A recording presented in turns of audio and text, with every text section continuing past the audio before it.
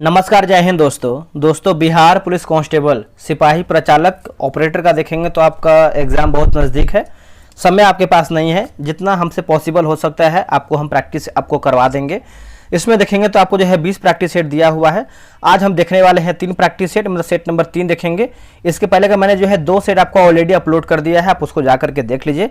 समय आपके पास है, हो सके तो हम आपको कोशिश करके अधिक से अधिक सेट आपको करवा दें, ठीक है।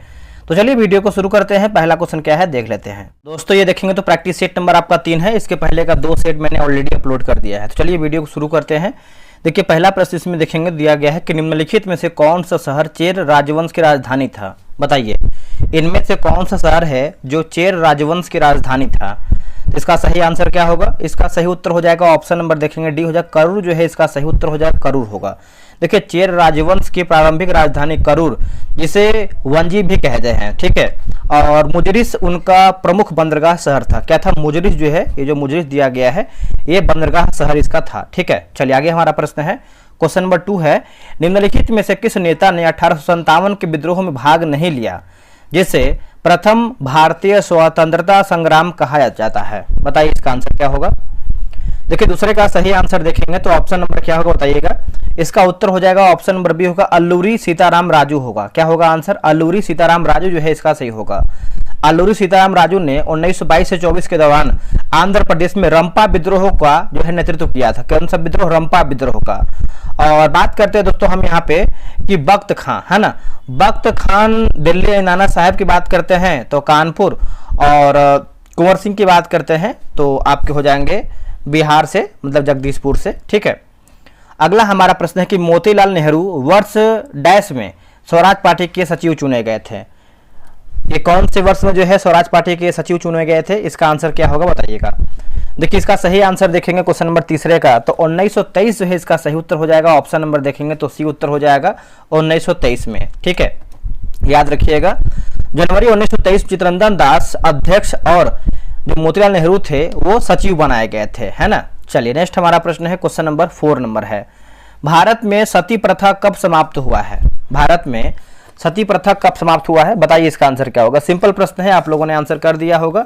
देखिए सती प्रथा की बात करते हैं तो 1829 में समाप्त हुआ है। इसका उत्तर हो जाएगा डी। लॉर्ड विलियम बेटिंग ने राजा राम है ना, माफ कीजिएगा, राजा राम मोहन राय के प्रयास से 1829 के तहत देखिए सती प्रथा को जो है पूरी तरीके से प्रतिबंध कर दिया गया था। अगला कि फराजी आंदोलन के संस्थापक नेता निम्नलिखित में से कौन थे। फराजी आंदोलन के संस्थापक नेता निम्नलिखित में से कौन थे? तो इसका उत्तर हो जाएगा ऑप्शन नंबर ए होगा सरियतुल्लाह हो जाएगा। आंसर क्या होगा? सरियतुल्लाह जो है सही हो जाएगा। अगला प्रश्न है कि पोंग बांध किस नदी पर बनाया गया था। बताइए इसका उत्तर क्या होगा। पोंग बांध किस नदी पर बनाया गया था?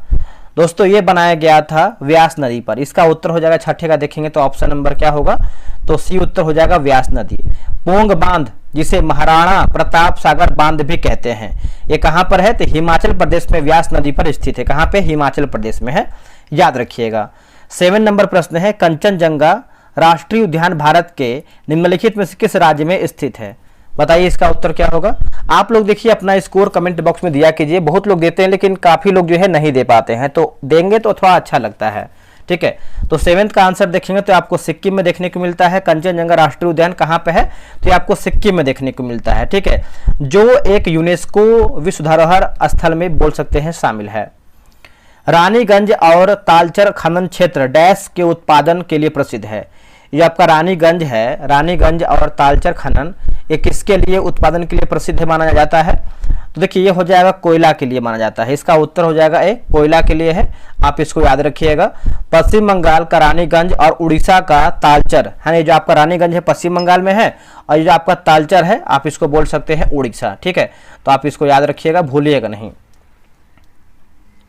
आगे बढ़ते हैं, क्वेश्चन नंबर हमारा 9 है निम्नलिखित में से कौन सी पहाड़ियां महाराष्ट्र में स्थित है। बताइएगा इनमें से कौन सी पहाड़ी है जो महाराष्ट्र में स्थित है।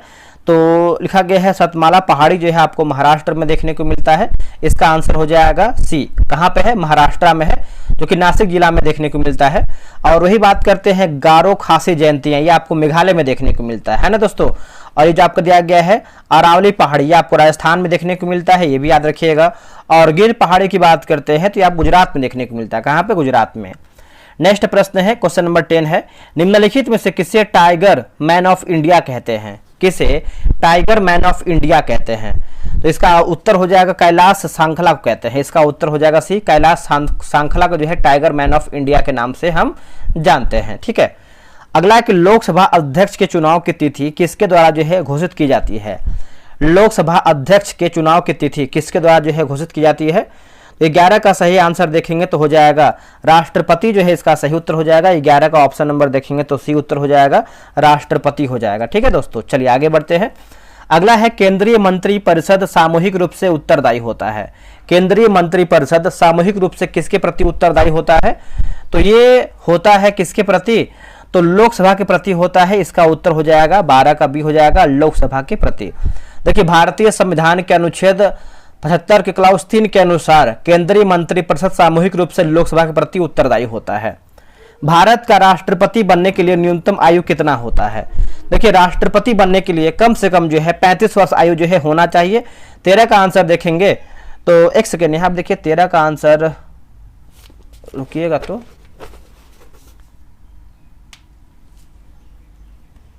यहाँ देखिए आंसर लग रहा है मिस्टेक हुआ है, जो कि 35 वर्ष सही है इसका आंसर। ठीक है, रुकिए तो इसका आंसर जो आपका 35 वर्ष सही दिया गया है। ठीक है, आंसर की में एरर था। ठीक है, तो चलिए आगे बढ़ते हैं। अगला हमारा राज्यसभा की सदस्य की बात करते हैं तो आपका जो है 25 वर्ष होना चाहिए। लोकसभा की बात करते हैं तो आपका हो जाएगा कितना? तो 25 वर्ष। चलिए आगे बढ़ते हैं। अगला कि राज्यसभा और लोकसभा के संयुक्त बैठक कौन बुलाता है? राज्यसभा और लोकसभा की संयुक्त बैठक दोस्तों कौन बुलाता है? तो इसका उत्तर हो जाएगा राष्ट्रपति, है ना। इसका उत्तर 14 का ए हो जाएगा, राष्ट्रपति जो है सही हो जाएगा। अगला कि playing it my way, playing it my way की रचना जो है किसने की है? प्लेइंग इट माई वे, इसका आंसर क्या होगा? इसका सही उत्तर हो जाएगा सचिन तेंदुलकर जो है, इनको भारत रत्न भी मिला है, ये भी याद रखिएगा सभी लोग। भारत में राष्ट्रीय एकता दिवस जो है कब मनाया जाता है दोस्तों? देखिए, राष्ट्रीय एकता दिवस आपके परीक्षा में कम से कम 2 से 3 क्वेश्चन ऐसे हैं जो आपके दिवस से प्रश्न आएंगे, तो आप दिवस का क्वेश्चन जो है देख के जाइएगा, क्योंकि देखिए 1, 2, 5 क्वेश्चन जो भी होता है, जो छोटा छोटा क्वेश्चन होता है, वो आपको हेल्प करता है आपका स्कोर बढ़ाने में। ठीक है, तो इसका आंसर देखेंगे 16 का, तो 31 अक्टूबर को मनाते हैं राष्ट्रीय एकता दिवस के रूप में। ठीक है, तो आप याद रखिएगा, भूलिएगा नहीं। नेक्स्ट हमारा प्रश्न है, निम्नलिखित में से कौन सी गुफाएं अपने ऊपर कोट किले के लिए प्रसिद्ध है ना? कोट किले के लिए प्रसिद्ध है, बताइए इसका आंसर क्या होगा? इसका सही आंसर हो जाएगा बाघ गुफाएं हो जाएगा। इसका उत्तर हो जाएगा ए, बाघ गुफाएं। 1904 में प्रथम सहकारी ऋण समिति अधिनियम का अधिनियमन निम्नलिखित में से किससे प्रभावित था? दोस्तों, किससे जो है प्रभावित था? तो भारतीय द्विपक्षिक आयोग हो जाएगा। इसका उत्तर देखेंगे 18 का, तो बी जो है इसका राइट आंसर होगा। वह कृषि प्रणाली जिसमें फसल की खेती और पशुपालन दोनों शामिल हैं, वो क्या कहलाती है दोस्तों? बताइए उसको हम क्या कहते हैं? देखिए, इसका आंसर देखेंगे 19 नंबर का, तो मिश्रित कृषि कहते हैं। इसका आंसर हो जाएगा डी, मिश्रित कृषि जो है इसका सही हो जाएगा। गद्दी नाटी निम्नलिखित में से किस राज्य का प्रसिद्ध लोक नृत्य है? जो आपका गद्दी नाटी है, ये किसका जो है प्रसिद्ध लोक नृत्य है? तो इसका आंसर क्या होगा? 20 का बताइएगा। देखिए, 20 का सही आंसर हो जाएगा हिमाचल प्रदेश जो है सही उत्तर हो जाएगा। ऑप्शन नंबर बी हो जाएगा हिमाचल प्रदेश। ठीक है, तो याद रखिएगा। 18 मार्च 2026 को 900 गोल करने वाले विश्व के दूसरे फुटबॉलर कौन बन गए हैं? 18 मार्च को 900 गोल करने वाले विश्व के दूसरे फुटबॉलर जो है कौन बने हैं? तो देखिए, इसका उत्तर हो जाएगा ऑप्शन नंबर 21 का हो जाएगा ए, लियोनेल मेसी जो है इसका सही उत्तर हो जाएगा। 21 का होगा, लियोनेल मेसी सही होगा। 15 मार्च 2026 को Indian wealth open tennis tournament का महिला एकल खिताब जो है किसने जीता है? 22 का सही आंसर देखेंगे तो हो जाएगा आर्याना सबालेंका जो है इसका सही उत्तर हो जाएगा। ऑप्शन नंबर 22 का बी होगा, आर्याना सबालेंका जो है सही हो जाएगा। 15 मार्च 2026 को भारत के निर्वाचन आयोग ने कितने राज्यों में अप्रैल 2026 में विधानसभा चुनाव कराने की घोषणा किया है? विधानसभा चुनाव कराने की घोषणा किया है, बताइए 23 का आंसर क्या होगा? देखिए, 23 का हो जाएगा, ऑप्शन नंबर देखेंगे 23 का, तो आपका सी होगा, 4 हो जाएगा दोस्तों। क्या होगा आंसर? 4 हो जाएगा। अगला है कि 14 मार्च 2026 को किस राज्य के राज्यपाल के रूप में लेफ्टिनेंट जनरल सैयद अदा हसनैन ने शपथ लिया है? बताइए इसका उत्तर क्या होगा 24 का? देखिए, 24 का देखेंगे तो सही उत्तर हो जाएगा बिहार हो जाएगा दोस्तों, है ना। बिहार जो है इसका सही उत्तर हो जाएगा। ऑप्शन नंबर बी हो जाएगा बिहार। साइन मॉड्यूल जिसे भारतीय रेलवे द्वारा लॉन्च किया गया, इसका मुख्य उद्देश्य क्या है दोस्तों? देखिए इसका मुख्य उद्देश्य की बात कर लेते हैं तो 25 का आंसर हो जाएगा ऑप्शन नंबर सी होगा। लिखा गया है कार्यस्थल पर यौन उत्पीड़न की शिकायतों का समाधान होगा। क्या होगा? कार्यस्थल पर यौन उत्पीड़न की शिकायतों का समाधान होगा। इसका आंसर जो है सी होगा। किरचॉफ का प्रथम नियम और द्वितीय नियम क्रमशः किन भौतिक राशियों के संरक्षण पर आधारित है? बताइए इसका उत्तर क्या होगा। देखिए दोस्तों इसका सही आंसर देखेंगे 26 का तो आवेश और ऊर्जा होगा। ठीक है, इसका उत्तर हो जाएगा भी आवेश और ऊर्जा जो है सही आंसर हो जाएगा। नेक्स्ट 10 वोल्ट के एक विभव मापी के तार की लंबाई 400 सेंटीमीटर है। 2 वोल्ट विद्युत वाहक बल वाले सेल के लिए संतुलन बिंदु कहाँ प्राप्त होगा? ये जो आपका संतुलन बिंदु है दोस्तों ये कहाँ पे प्राप्त होगा? तो ये 80 सेंटीमीटर पे हो जाएगा। इसका उत्तर हो जाएगा भी 80 सेंटीमीटर जो है सही होगा। 28 नंबर है कि एक आर त्रिज्या और एल लंबाई वाली परिनालिका का स्वयं प्रेरकत्व किसके अनुक्रमानुपाती होता है? बताइए इसका आंसर क्या होगा। देखिए 28 का सही आंसर देखेंगे तो ऑप्शन नंबर यहाँ पे एन स्क्वायर हो जाएगा दोस्तों। इसका उत्तर हो जाएगा 28 का ऑप्शन नंबर यहाँ पे बी जो है सही होगा। पृथ्वी के चुंबकीय क्षेत्र के क्षैतिज घटक और ऊर्ध्वाधर घटक के बीच क्या संबंध होगा यदि उस स्थान पर नमक कोण 60 डिग्री है? नमन कोण है ना। बताइए इसका आंसर क्या होगा। Angle of diff 60 degree. तो 29 का आंसर देखेंगे तो ऑप्शन नंबर यहाँ पे दोस्तों 29 का हो जाएगा बी होगा, है ना। बी इसका उत्तर याद रखिएगा। एक LCR परिपथ में यदि धारिती प्रतिघात प्रेरकीय प्रतिघात से अधिक है तो धारा और वोल्टेज के बीच कलांतर कैसा होगा? ये जो आपका कलांतर दोस्तों जो है कैसा होगा? फेज लिखा गया है डिफरेंस। ठीक है, 30 का सही आंसर देखेंगे तो ऑप्शन नंबर यहाँ पे 30 का ए हो जाएगा। धारा वोल्टेज से आगे होगी। ऑप्शन नंबर ए होगा। सूक्ष्म तरंग की आवृत्ति परास रेडियो तरंग की तुलना में कैसी होगी? सूक्ष्म तरंगों की आवृत्ति परास रेडियो तरंगों की तुलना में कैसी होगी? तो 31 का आंसर देखेंगे तो हो जाएगा अधिक होगी, है ना। इसका उत्तर हो जाएगा भी अधिक हो जाएगा। नेक्स्ट प्रश्न है एक पतले उत्तल लेंस और एक अवतल लेंस की फोकस दूरी क्रमशः 20 सेंटीमीटर और 25 सेंटीमीटर है। इन्हें संपर्क में रखने पर संयुक्त लेंस की शक्ति क्या होगी? बताइए इसका आंसर क्या होगा 32 का। देखिए 32 का सही आंसर देखेंगे तो +1 डायोप्टर हो जाएगा। इसका आंसर हो जाएगा ए। ठीक है, यंग के द्विस्लिट प्रयोग में यदि स्लिटों के बीच की दूरी को आधा और स्लिट तथा पर्दे के बीच की दूरी को दोगुना कर दिया जाए तो फ्रिंज चौड़ाई पूछ रहा है। इसका उत्तर हो जाएगा 4 गुनी हो जाएगी। ठीक है, इसका उत्तर हो जाएगा सी, 4 गुनी हो जाएगी। आगे बढ़ते हैं। प्रकाश विद्युत प्रभाव में देहली तरंग दैर्ध्य का अधिकतम तरंग दैर्ध्य है जिस पर? बताइए दोस्तों क्या होगा आंसर। देखिए इसका सही आंसर देखेंगे तो इलेक्ट्रॉन का उत्सर्जन ठीक शुरू होता है। इलेक्ट्रॉन का जो उत्सर्जन है ये ठीक शुरू होता है। चलिए आगे बढ़ते हैं। हाइड्रोजन परमाणु के लिए बोर त्रिज्या का मान लगभग 0.53 एंगस्ट्रॉम है। इसकी तीसरी कक्षा n=3 की त्रिज्या क्या होगी? इसका उत्तर हो जाएगा ऑप्शन नंबर देखेंगे तो सी हो जाएगा। किसी रेडियोधर्मी पदार्थ की माध्य आयु और अर्ध आयु के बीच सही संबंध क्या है दोस्तों? देखिए सही संबंध पूछ रहा है 36 नंबर का, तो ऑप्शन नंबर देखेंगे तो ए जो है सही उत्तर हो जाएगा। एक जेनर ड्वाइड का मुख्य उपयोग निम्नलिखित में से किस कार्य के लिए किया जाता है? बताइए इसका उत्तर क्या होगा। 37 का आंसर देखेंगे तो वोल्टेज नियमन के लिए होगा। आंसर क्या होगा? वोल्टेज नियमन के लिए होगा। इसका आंसर जो है 37 का सी हो जाएगा। 38 नंबर है कि यदि a बराबर 1 और b बराबर o है तो किस गेट का निर्गत 1 प्राप्त होगा? या 0 बोल सकते हैं। देखिए 38 का सही आंसर देखेंगे तो ऑप्शन नंबर यहाँ पे जो है NAND गेट हो जाएगा। इसका उत्तर यहाँ पे जो है 38 का क्या होगा? तो सी जो है सही हो जाएगा। एक प्रकाशिक तंतु संदेशों को दूर तक ले जाने के लिए किस घटना का उपयोग करता है? बताइएगा किस घटना का उपयोग करता है? तो पूर्ण आंतरिक परावर्तन होगा। इसका उत्तर हो जाएगा बी, पूर्ण आंतरिक परावर्तन जो है इसका सही आंसर हो जाएगा। नाभिक रिएक्टर में मंदक के रूप में भारी जल का उपयोग क्यों किया जाता है? बताइएगा। D2O। देखिए सही आंसर देखेंगे तो हो जाएगा तीव्र गति वाले न्यूट्रॉनों की गति को धीमा करने के लिए। तीव्र गति वाले न्यूट्रॉनों की गति को धीमा करने के लिए ऑप्शन नंबर यहाँ पे बी सही हो जाएगा। दोस्तों यहाँ पे देखेंगे तो जो एरोटेरिया का बुक निकाला गया है एनसीईआरटी का, उसका जो है मैंने बैच स्टार्ट किया हुआ है और ये सभी परीक्षा के लिए आपको पता है रामबाण साबित होने वाला है, क्योंकि आपको देखिए आने वाले एग्जाम में आपका एनसीईआरटी से बहुत अधिक प्रश्न आपका पूछ रहा है। अभी जो बैच की बात करते हैं तो ये आपका 8 जून से स्टार्ट होने वाला है, मतलब परसों से आपका बैच स्टार्ट हो जाएगा। और ये जो बैच है आपका 6 जून से एडमिशन स्टार्ट हो गया। बहुत लोग यहाँ पे ज्वाइन कर लिए हैं और फ़ी कितना है आपको बताने वाले, बहुत अधिक फ़ी नहीं है, बहुत कम ही फ़ी है। पूरा किताब को हम ख़त्म कर देंगे। टेस्ट कैसे कराते हैं पहले ये जानिए।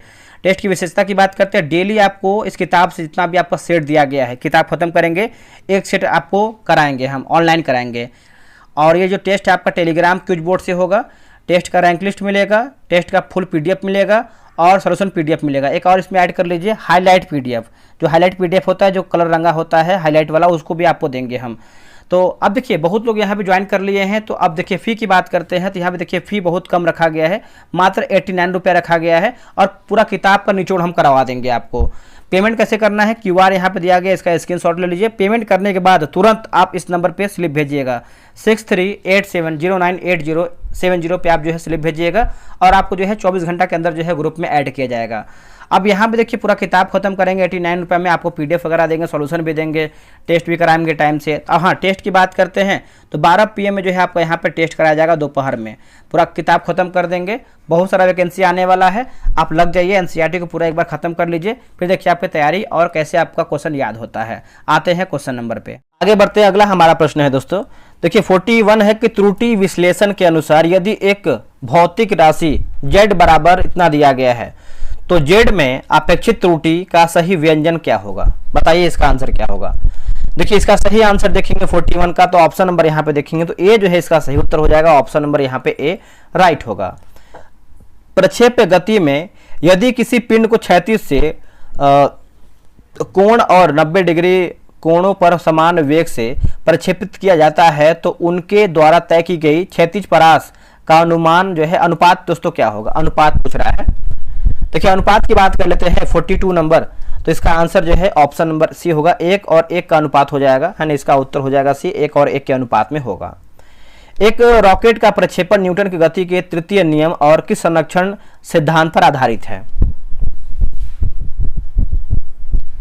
देखिए 43 का आंसर देखेंगे तो हो जाएगा ऑप्शन नंबर सी होगा, रेखीय संवेग संरक्षण हो जाएगा। इसका उत्तर हो जाएगा सी, रेखीय संवेग संरक्षण हो जाएगा, आप याद रखिएगा।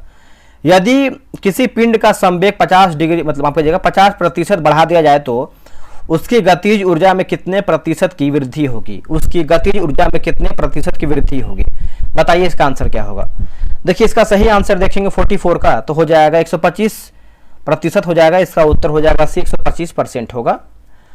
घूर्णन गति में बलों के आघूर्ण और कोणीय त्वरण के बीच सही संबंध क्या है? जहां आज जड़त्व आघूर्ण है, बताइए इसका उत्तर क्या होगा। देखिए इसका उत्तर हो जाएगा ऑप्शन नंबर देखेंगे तो 45 का जो है बी सही हो जाएगा। पृथ्वी के गुरुत्वाकर्षण क्षेत्र में पलायन वेग और कक्षीय वेग के बीच सही संबंध क्या है? 46 का आंसर हो जाएगा ऑप्शन नंबर देखेंगे तो 46 का हो जाएगा ऑप्शन नंबर यहाँ पे बी सही होगा। पृष्ठ तनाव, देखिए पृष्ठ तनाव के कारण एक साबुन के बुलबुले के भीतर अतिरिक्त दाब का मान क्या होता है? अतिरिक्त दाब का मान क्या होता है? तो इसका उत्तर हो जाएगा 4T/R होगा। क्या होगा? 4T/R, ऑप्शन नंबर बी होगा। उष्मा गति के रुद्धोष्म प्रक्रम के दौरान निकाय और वातावरण के बीच उष्मा का विनिमय कितना होगा? उष्मा का जो विनिमय है दोस्तों कितना होगा? तो 48 का हो जाएगा, ये 0 हो जाएगा दोस्तों। इसका उत्तर हो जाएगा बी, ये जो है आपका 0 हो जाएगा, बी याद रखिएगा। गैसों के अणुगति सिद्धांत के अनुसार परम शून्य तापमान पर गैस के अणुओं की गतिज ऊर्जा कितनी होगी? गैस के अणुओं की गतिज ऊर्जा की बात करते हैं तो कितनी होगी बताइएगा। देखिए इसका आंसर देखेंगे 49 नंबर का तो ऑप्शन नंबर यहाँ पे 0 हो जाएगा दोस्तों। क्या होगा आंसर? 0 जो है इसका सही उत्तर हो जाएगा, ऑप्शन नंबर यहाँ पे 0 हो जाएगा। आगे हमारा प्रश्न देखिए, आपको पता है कि आपकी परीक्षा में करंट अफेयर प्रश्न पूछेगा, तो स्पीडी का देखिए मैंने मास्टर वीडियो अपलोड कर दिया है 7 घंटे का, आप उसको जाकर के देख लीजिए। उसमें आपको वन लाइनर फॉर्म में मिलेगा और एमसीक्यू फॉर्म में मैंने वीडियो जो है अपलोड किया, आप उसको जाकर के देख सकते हैं। ठीक है।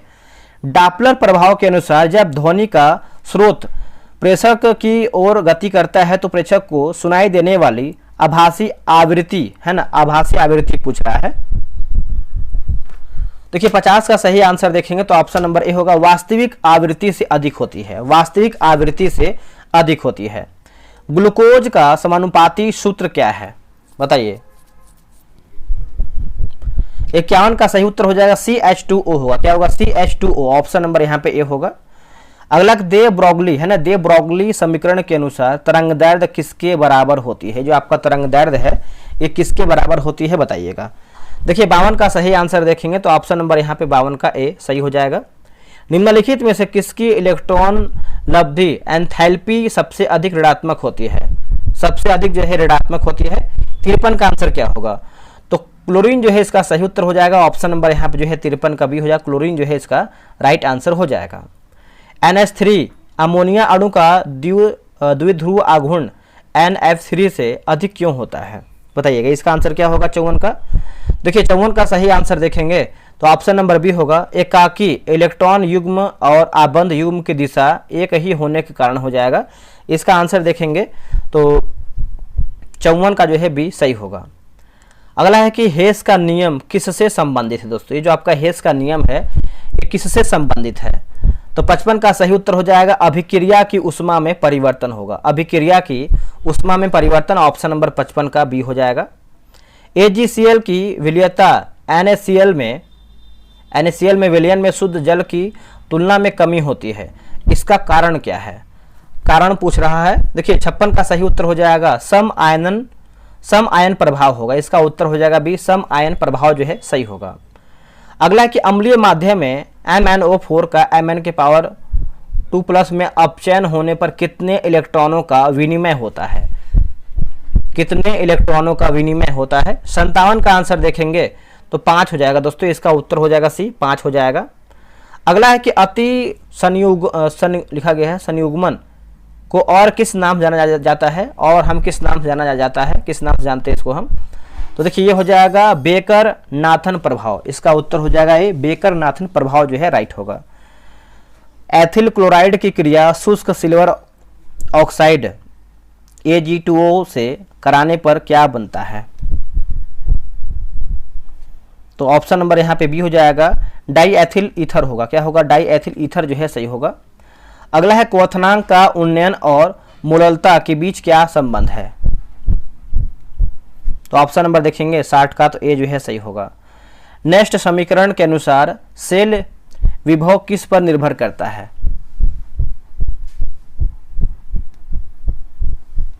आंसर क्या होगा 61 का?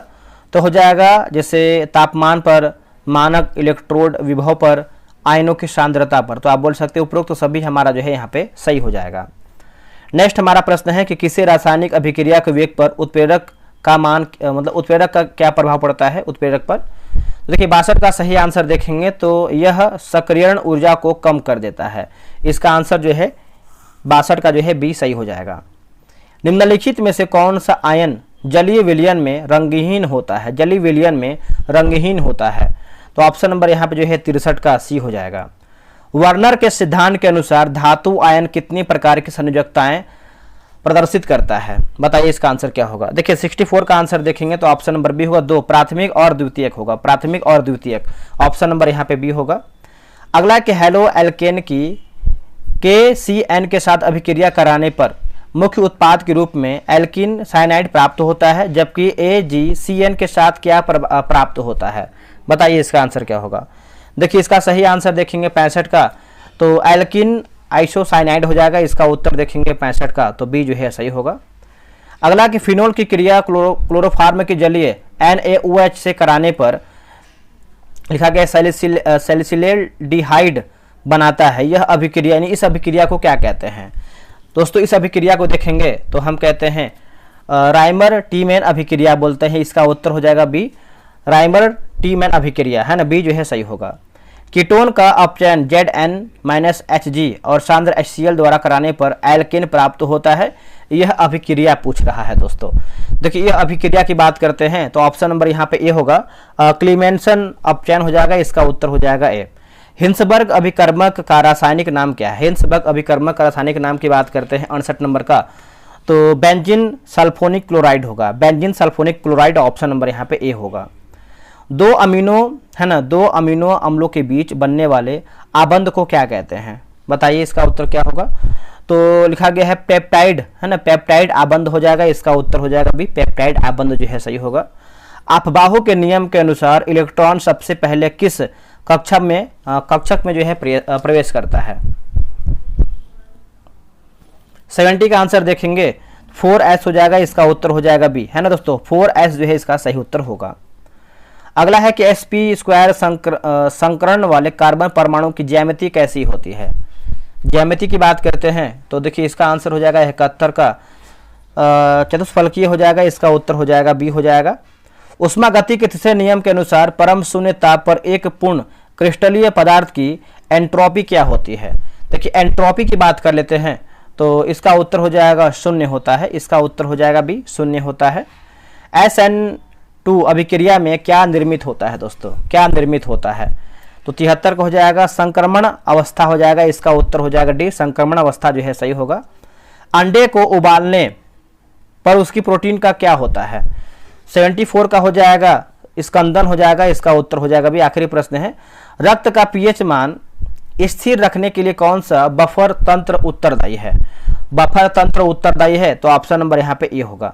75 क्वेश्चन मैंने समाप्त कर दिया है। इसके बाद जो आपका 25 क्वेश्चन है मैथ प्लस रीजनिंग का है वो आपको टेलीग्राम पे दे देंगे। 22 तारीख से हो सके तो आपका टेलीग्राम सही हो जाएगा, उस पर आपको PDF वगैरह मिल जाएगा। आप लोगों ने कितना प्रश्न सही किया है कमेंट करके बताइए। इसके पहले का 2 सेट हमने अपलोड किया है, आप उसको जा करके देखिए ताकि आप रिविजन करके आप परीक्षा देने जाएं। चलिए मिलते हैं एक नई वीडियो में, आज के लिए इतना ही। जय हिंद।